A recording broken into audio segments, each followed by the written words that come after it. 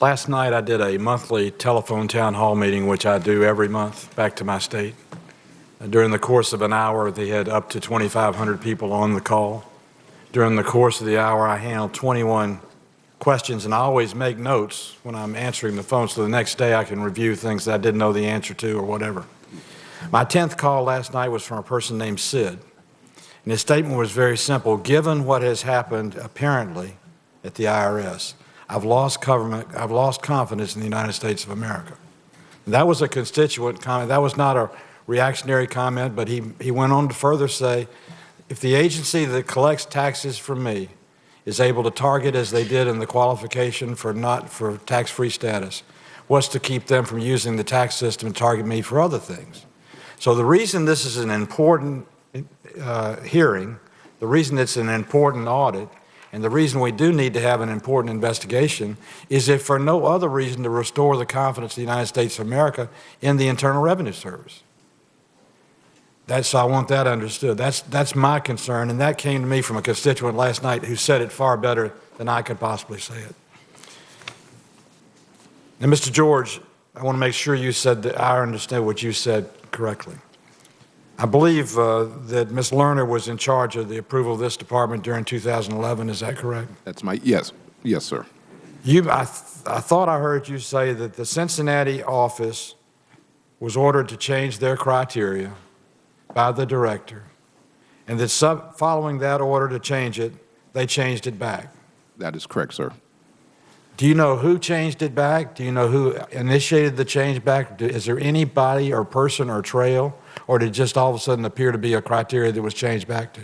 We have not found any evidence as to the identification of the person who ordered the reversion of the policy. That's my point, and I'm following up on Senator Burr's question and your statement. You did an audit. You did not do an investigation. That's correct, sir. Okay. And audits are developed to find if there's a possibility of wrongdoing or if there isn't. Is that not correct? Among other things, it also looks at the systemic problems that may exist within a program. To date, there has been no internal investigation at IRS. Is that correct? That I'm not aware of, sir. I would defer to Mr. Miller. We took a look in the March timeframe to take a look at what was happening in the cases. That was when I was reported to me in May that there were issues. This sort of thing would be done by TIGTA, and we stood and worked with TIGTA on this. All right, then let me ask both you and Mr. Shulman quite the same question.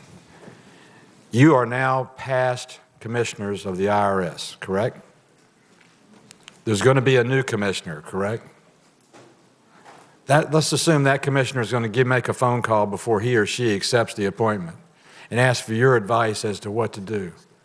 Regarding this issue, what would your advice be to the next commissioner of the IRS? Mr. Miller? I would agree with your opening statement, sir. I mean, we have, and it breaks my heart because I've spent 25 years trying to protect the service. The service, right now, the perception is that there's an issue, and that new commissioner needs to attack it. He needs to, or she needs to, take a hard look, make some changes, put in place some safeguards that are very obvious in terms of their transparency, what the process is, how we're going to do things, and regain the belief of the American people that the IRS is and remains nonpartisan. Mr. Shulman. So the Commissioner of the Internal Revenue Service has multiple things to deal with: filing season, technology. Last year, it was the fiscal cliff, offshore issues. And I think the challenge for the next commissioner is, frankly, what you talked about, that, this whole episode has clearly put a blemish on the agency. It's cast a shadow over all of the good work that the men and women do every day. I think what the next commissioner needs to do is try to rebuild the faith that people have in the impartiality and fairness of the agency without losing sight of, this is a small sliver, an important one, of what the agency does, and not have it overwhelm him so problems emerge elsewhere.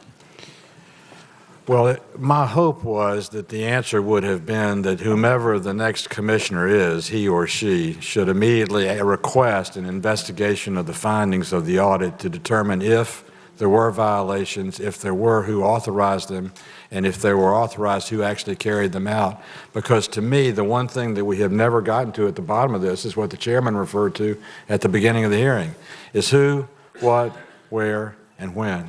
And once we only have, when we do that, only when those answers to that question take place, can you begin the process of restoring the confidence of the American people in the Internal Revenue Service. Thank you, Mr. Chairman.